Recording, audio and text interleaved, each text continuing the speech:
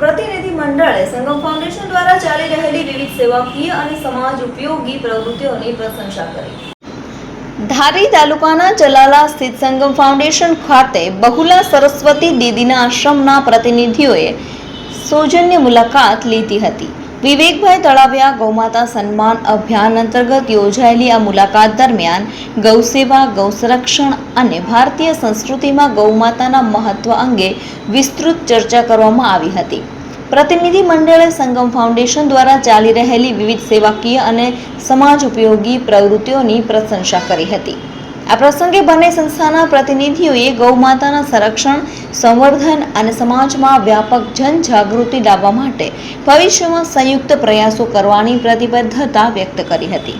આપ બધાને પ્રાર્થના છે કે 9077 323 અંગ્રેજી ભાષામાં બોલું તો 9067777323 આ નંબરમાં મિસ કોલ કરીને તમે તમારો એમાં મત આપી શકો છો।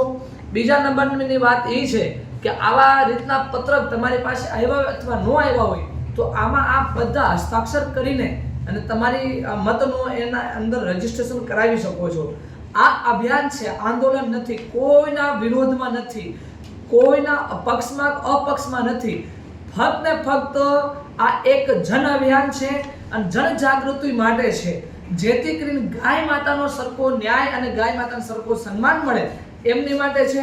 બાકી બીજું એમાં કોઈ પણ પ્રકારની સરકાર, પાર્ટી અથવા કોઈ નેતા અથવા કોઈ પણ વ્યક્તિના વિરોધમાં, સંગઠનના વિરોધમાં નથી।